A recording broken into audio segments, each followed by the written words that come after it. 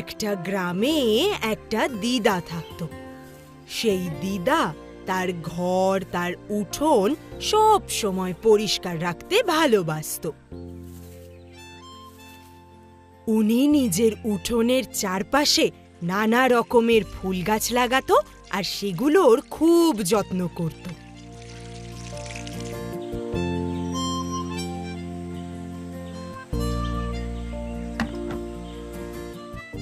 দিদা পাখি আর গাছপালা ভীষণ ভালোবাসতো, কিন্তু গাছের ডালে বসে থাকা কাকগুলোকে সে ভীষণ বকাবকি করত আর তাড়িয়ে বেড়াতো। ধুর, এই কাকগুলো জ্বালিয়ে পুড়িয়ে খায় একদম। কাকগুলোকে যখনই দেখি একেবারে বিরক্ত লেগে যায়। ধুর, যা বলছে, মাথা খারাপ করে দেয় একদম।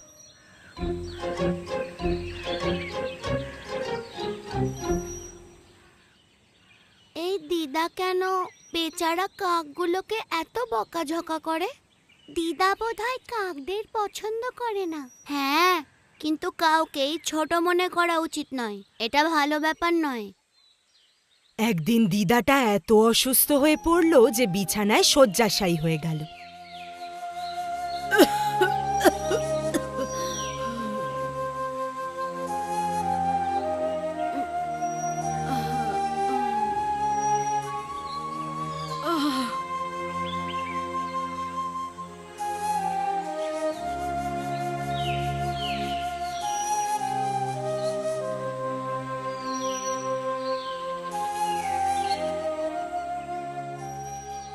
দিদা যখন বাইরের দিকে তাকালো তখন দেখতে পেল যে তার উঠোনটায় এক্কেবারে নোংরা ভরে আছে। তখন সে খুব চিন্তায় পড়ে গেল। হায় ঈশ্বর, আমার ঘর আর উঠোনটা কিভাবে নোংরা হয়ে আছে, এখন কি করি? হে ঈশ্বর, আগে আমি সুস্থ হয়ে উঠি, তারপর সব পরিষ্কার করব। আমাকে সাহায্য করারও তো কেউই নেই।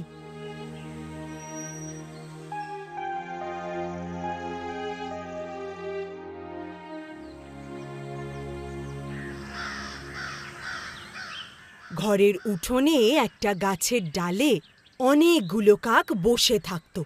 ওখানে বসে থাকা কাকগুলো যখন দিদার এই নোংরা উঠোন দেখতে পেল, তাদের খুব সন্দেহ হলো। দিদা তো এখানে নেই, দিদার আবার কি হলো? উঠোনটাও যে আজকে পরিষ্কার করেনি। এটা তো ঠিক বলেছ, দিদা তো সব সময় উঠোন পরিষ্কার রাখে, আজকে আবার কি হলো যে উঠোনটা পরিষ্কার করেনি? ওনার শরীর খারাপ হয়েছে না অন্য কিছু? দিদা কোথাও গেছে নাকি? তাহলে চলো না আমরা সবাই মিলে আজকে উঠোনটা পরিষ্কার করে দিই। আমরা এটা করতে পারবো? যদি আমরা এটা করি তাহলে দিদার কি পছন্দ হবে? আমাদের তো সবসময় উনি বকাবকি করেন। ও সব বাদ দাও, আমরা সবাই মিলে উঠোনটা পরিষ্কার করে দিই, তাহলে দিদা খুশিও হয়ে যাবে আর আমাদের বকাবকিও করবে না।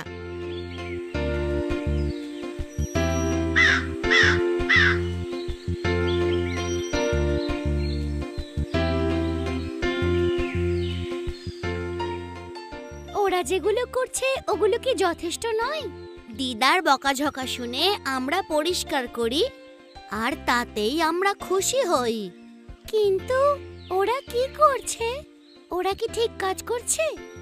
যে কোনো ব্যাপারে দিদা যে ওদের বকাঝকা করেন, এই বকাঝকা কি ওদের পছন্দ নাকি? চলো জিজ্ঞেস করে আসি। ঠিক আছে, চলো গিয়ে দেখি।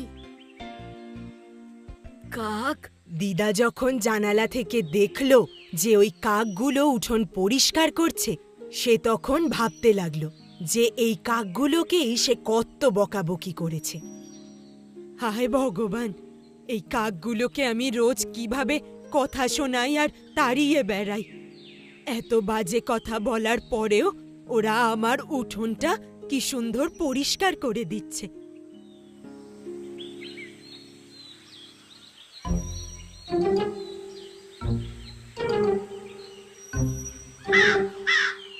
আরে দাঁড়াও দাঁড়াও, তোমরা যেও না, শোনো আমার কথা, ভয় পেও না, আমি আর তোমাদেরকে তাড়াবো না। আমি তোমাদের সবার জন্য নিজের হাতের মালপোয়া এনেছি, দেখো। এবার এসো, আর এইগুলো সব তোমরা খেয়ে যাও। পেট ভরে খেও, কেমন? এসো এসো, সবাই এদিকে এসো।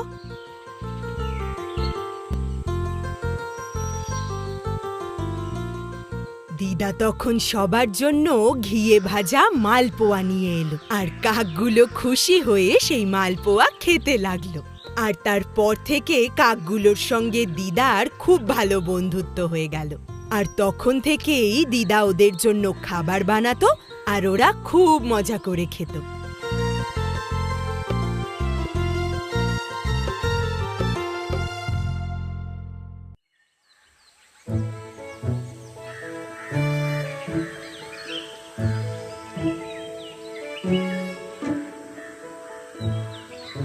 বাহ দিদুন, এই খাবারের গন্ধটা কি সুন্দর গো। এই মালপোয়াটা খেতে এত সুন্দর কেন দিদুন, বলো না গো। তোমার বুঝি এই মালপোয়াগুলো খুব ভালো লেগেছে? এটা খেতে ভীষণ সুন্দর, আমার প্রচন্ড ভালো লেগেছে। দিদুন, এই মালপোয়াগুলো কিভাবে বানায়? এটা কলে ভাঙানো আটা আর সুজির মধ্যে গুড়, তিল সব মেশাতে হয়। এতে নারকেল বাটা আর এলাচও দিতে হয়, আর সবকিছু মিশিয়ে তেলে ভাজতে হয়। শুনতে দারুণ লাগলো দিদুন। দিদুন, আমার মালপোয়াটা কাকে নিয়ে চলে গেল? আরে ওহো,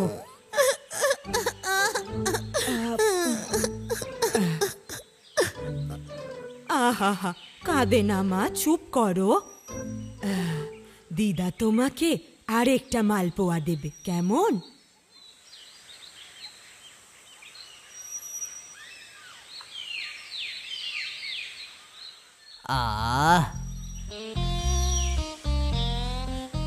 এই খাবারের গন্ধটা তো হেভি বেরোচ্ছে, কিন্তু এই গন্ধটা আসছে কোত্থেকে? আরে বাবা, এটা তো মালপোয়ার গন্ধ। মনে হচ্ছে খাঁটি ঘিয়ে তৈরি, আমার দারুণ লাগছে।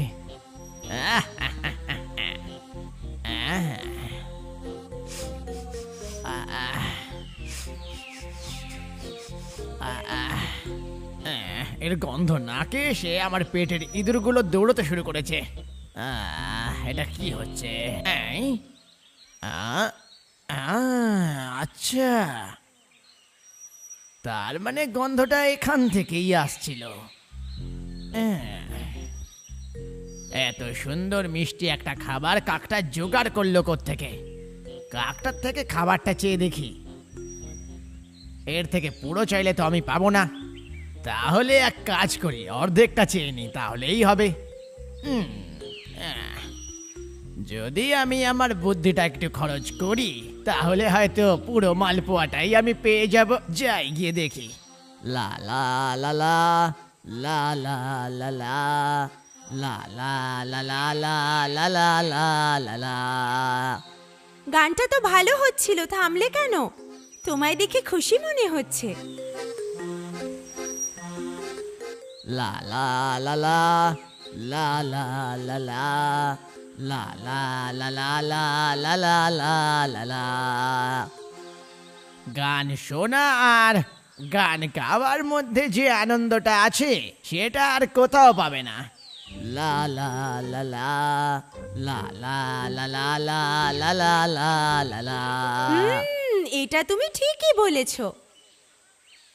আসলে এরকম কিছু নয়, আসল ব্যাপারটা হচ্ছে এখানে সবাই বলে তোমার গানের গলা নাকি আমার থেকেও ভালো।